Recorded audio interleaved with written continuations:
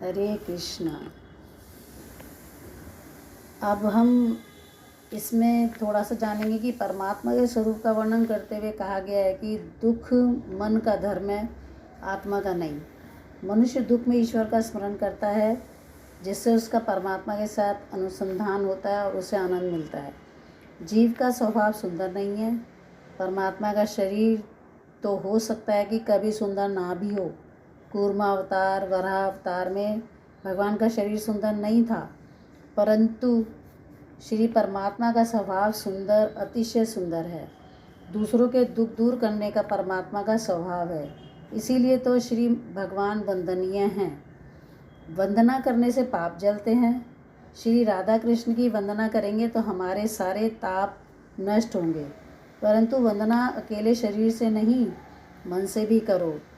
अर्थात राधा कृष्ण को हृदय में रखो, उनको प्रेम से नमन करो।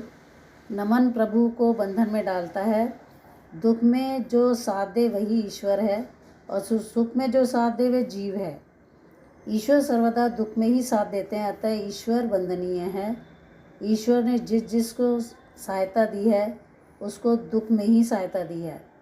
पांडव जब एक दुख में थे तब तक श्री कृष्ण जी ने उनकी मदद की, पर पांडव जब सिंहासन पर बैठे तब श्री कृष्ण भी वहाँ से चले गए।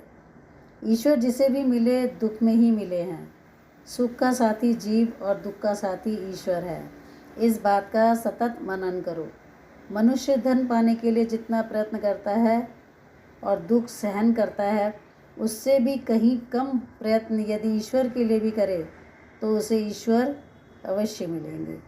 तो ये बात अगर हमें समझ आ जाए कि हमें दुख में सुमिरन सब करे, सुख में करे न कोई, जो सुख में सुमिरन करे तो दुख का ही होए, ये जो बात है इस पर अमल करना चाहिए।